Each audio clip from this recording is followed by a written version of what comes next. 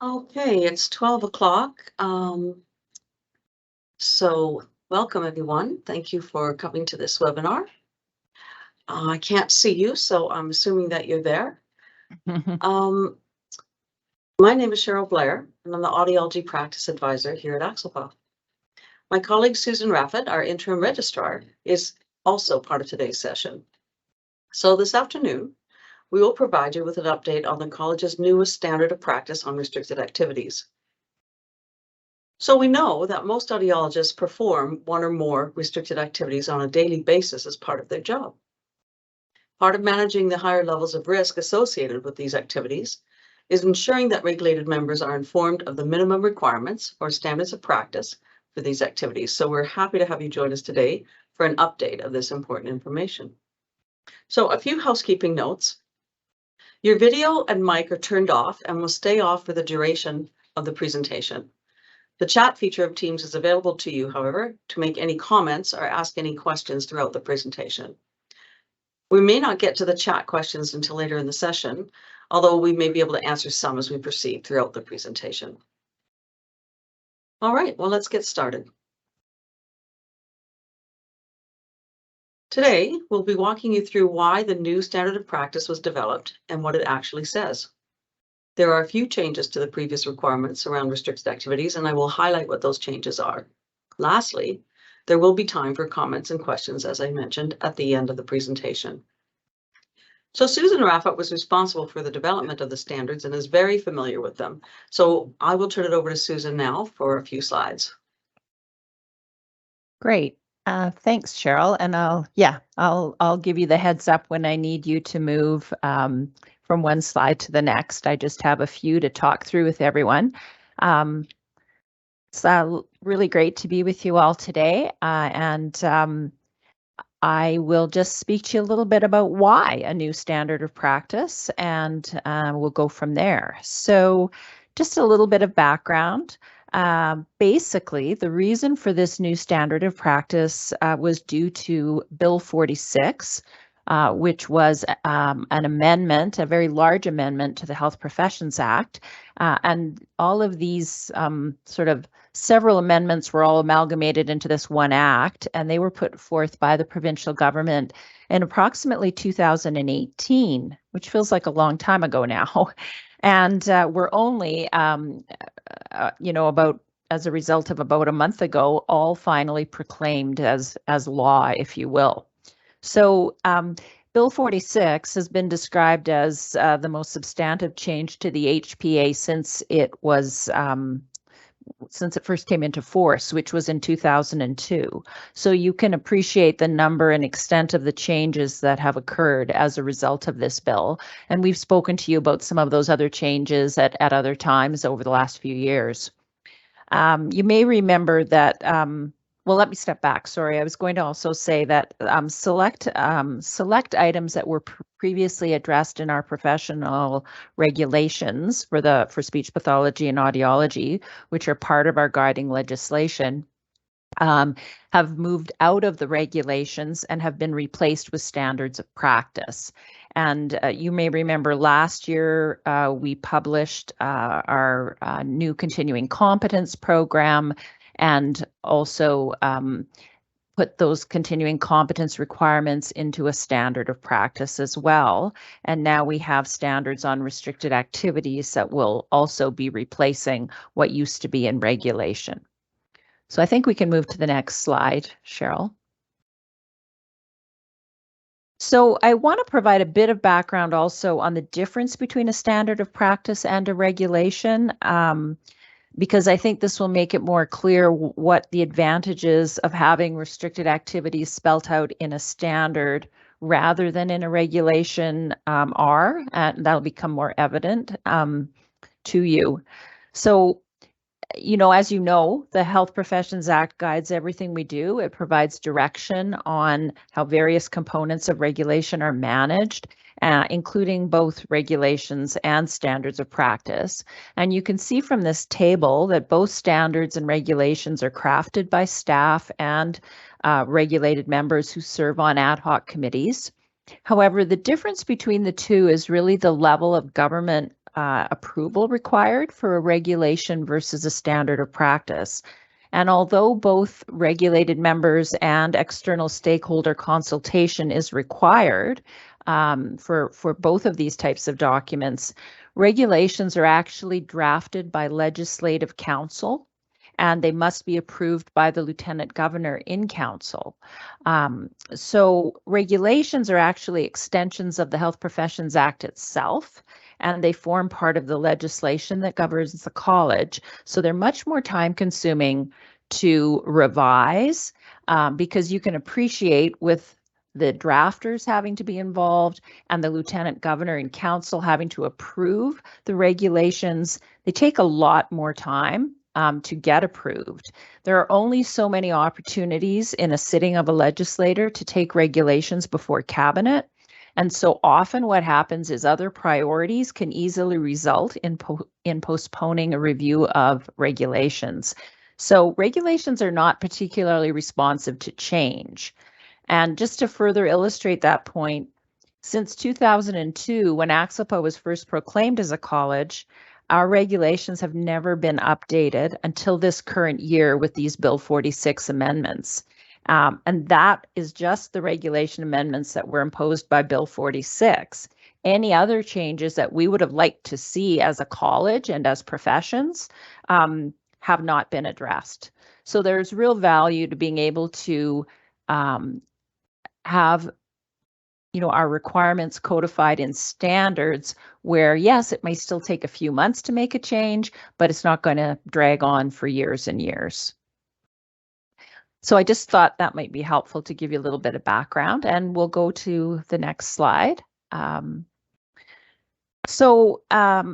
other thing I wanted to mention that in addition to restricted activities coming out of our regulations and going into standards, the actual full list of restricted activities that health professions are involved in is moving out of the location where they've been listed for many, many years, and that was the Government Organization Act. They're now going to be housed as part of the Health Professions Act in a new part of the Health Professions Act, which is right at the beginning of the Act.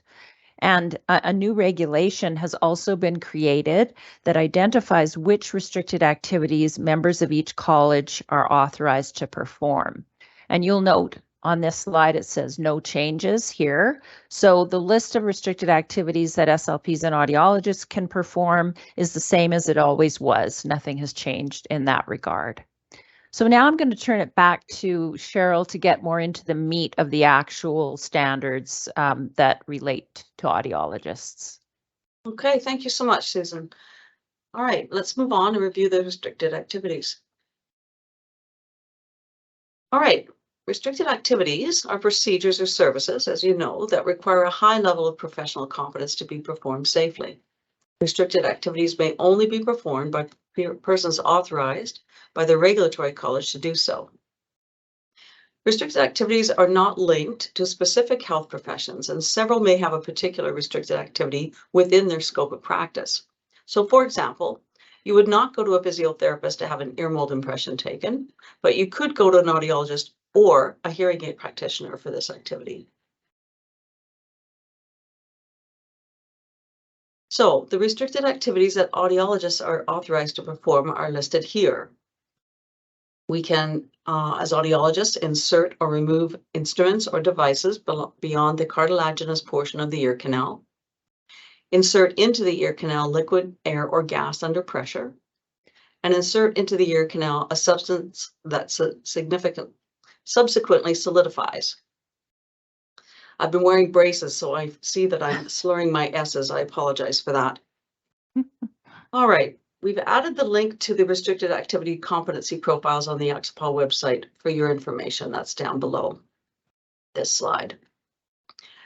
Just as a reminder, we appreciate it when you self-identify in your profile on your ACSLPA member portal if you do perform restricted activities as part of your role.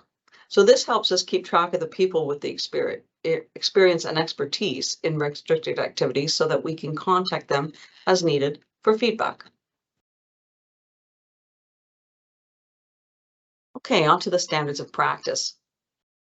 The direction the college received about restricted activities, standards of practice, was that they must address both performing and supervising restricted activities. So what are the requirements of regulated members performing restricted activities? And what are the supervision of restricted activities requirements? Please note that we have provided the link to the standards of practice on the ACSLPA website at the bottom right-hand corner of the page. Let's first look at performing restricted activities. So standard 6.1 addresses performing the activities with the following indicators. So the regulated member will familiarize themselves with the activities they perform that are restricted activities, including procedures or episodes of care that involve restricted activities under the HPA.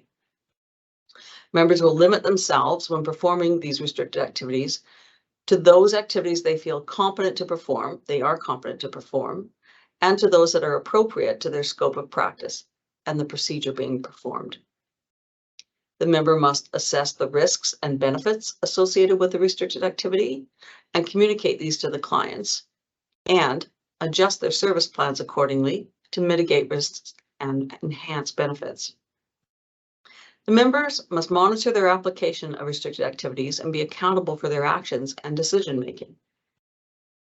Members must ensure that appropriate strategies are in place to address any critical or unexpected occurrences associated with the application of restricted activities. So the expected outcome is that clients can expect the regulated member to have the required competence to perform restricted activities safely and effectively.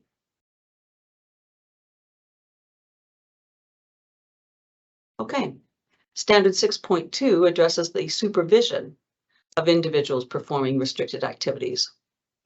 So this slide shows who requires supervision as listed in the standards. Note that changes to the standards of practice are in bold. So those requiring supervision are speech language pathology, audiology, and hearing aid practitioner students. Speech language pathologists and audiologists who require a period of supervised practice to meet a condition on their practice permit. Conditional practice permit holders registered by the College of Hearing Aid Practitioners of Alberta, CHAPA. Practice permit holders registered by CHAPA who are completing a training course involving restricted activities that is being led by a registered audiologist. And support personnel. The expected outcomes of this standard are that clients can expect that the regulated member has the required competence to perform restricted activities safely and effectively, and that anyone under their supervision performs restricted activities safely and effectively. Yeah. Can I speak to this for just a minute, Cheryl? Absolutely. Okay. You're going to notice, I think most audiologists are going to look at this and say, oh, that is a little bit different because we've never talked about hearing aid practitioners or hearing aid practitioner students in our standards as it relates to supervision. And the reason we included this was actually because when we did an external stakeholder consultation on the standards and we get feedback from the government and from others on our standards, government had asked us about maybe identifying any groups that we do potentially supervise who also perform the same restricted activities. So of course, hearing aid practitioners came to mind. I think we'll get into this a little bit more later, and Cheryl will talk to it in terms of, well, what does that really mean? And because CHAPA, of course, has their own requirements. So we'll give you a little more information about that, but just wanted to identify for you why we included this here, because the supervision had become part of the requirement that government wanted us to address. So we tried to be comprehensive and think about situations where our members might actually be supervising someone of another profession, because typically we don't when it comes to restricted activities. Typically we supervise our students and individuals of our own professions. So just wanted to highlight that for you, and we'll talk about it a little bit further, and we're happy to answer questions as best as we can when we get there. Thanks. Thanks, Susan. Okay, so on to supervision of others by regulated members. regulated members must provide appropriate supervision to the individuals listed regarding the performance of restricted activities, including procedures or episodes of care that involve restricted activities. So I invite you to have a look, and when you have a minute, at the ACSLPA restricted activity competency profiles regarding key competencies and performance indicators. Regulated members must provide the appropriate supervision to individuals listed in relation to the performance of restricted activities, also meeting ACSLPA's standard of practice 4.4 clinical supervision. So you will note the requirement that individuals who supervise others performing restricted activities must have a minimum of 1 year of experience themselves in performing these activities. So this means if you are a new grad and you've not yet worked for a year and performed restricted activities over that year, you should not be supervising others. And again, we provided the link to the standard of practice 4.4 clinical supervision.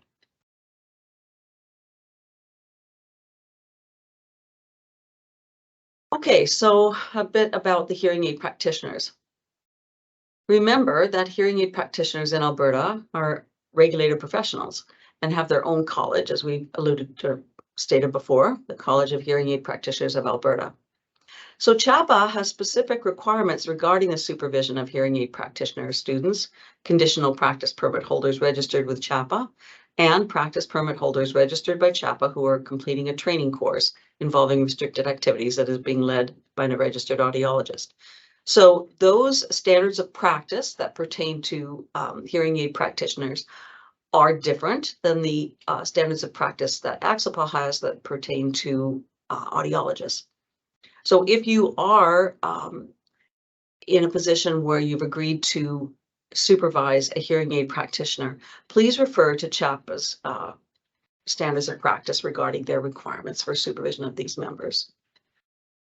I think what that will do too, Cheryl, is certainly when you look at those standards, you'll have a better understanding of what CHAPA is requiring in terms of supervision. I think we need to be really clear, though, you're not bound to CHAPA's standards because you're not members of CHAPA, unless you are. Some of you might be members of CHAPA as well as members of ACSLPA, in which case their standards also apply to you. It's quite possible that they will have a supervision agreement or a form or something that they'll want you to sign that will specify what their requirements are. And so when you sign that, then you're agreeing to do the supervision according to what their requirements are. So just be clear that you're clear on that. I think it should be fairly straightforward. Thanks, Susan. And I see that I just missed a piece here. So once a hearing aid practitioner is regulated, they do not require supervision by audiologists, nor does their clinical work need to be supervised by an audiologist. They are a regulated profession in their own right. Okay, we're already to the take-home points for today, and that is only perform the restricted activities that you are competent to perform. You need a minimum of 1 year experience before you can supervise others. All other supervision standards and ACSLPA's standards of practice must be met when supervising restricted activities. So that's referring to standard of practice 4.4. Refer to CHAPA requirements when supervising hearing aid practitioner students. It's a mouthful. We've said it a number of times here, but I think it's important to be clear that conditional practice permit holders registered with CHAPA and practice permit holders registered by CHAPA who are completing a training course involving restricted activities that is being led by a registered audiologist. So regulated hearing aid practitioners do not need supervision. Okay. And maybe I'll just add one. Yeah, go ahead. Yeah. Sorry, I'm always jumping in here, folks. That's good. But I just wanted to say that that first point, only perform the restricted activities that you are competent to perform. You might think, well, what does that mean? If I don't feel competent to perform something, can I say I don't do it? And that's really not the intent. I think there's a fine line there. you should only perform restricted activities that you're competent to perform. But if you are working for an employer or perhaps for a private practitioner, and part of your scope and part of your role is to perform restricted activities, obviously then you do have an obligation to become competent to perform those activities. And your supervisors and your employer, you work with them to gather the competency to do those things appropriately and effectively. So that's kind of the line there. Sometimes not so much in the world of audiology, because I think most audiologists perform every restricted activity quite frequently, as Cheryl already said. Certainly in the world of speech pathology, sometimes people may not be doing restricted activities, and then suddenly they get moved to a new role, and now there's a requirement that they perform restricted activities, but maybe they haven't done that since school. And so they do still have an obligation to get up to speed with it, but they need to, be letting people know when they feel they are competent and ready to go, and that they have that support. So I just wanted to clarify that. And then I will stop talking and we will happily take questions. Yes. So are there any questions?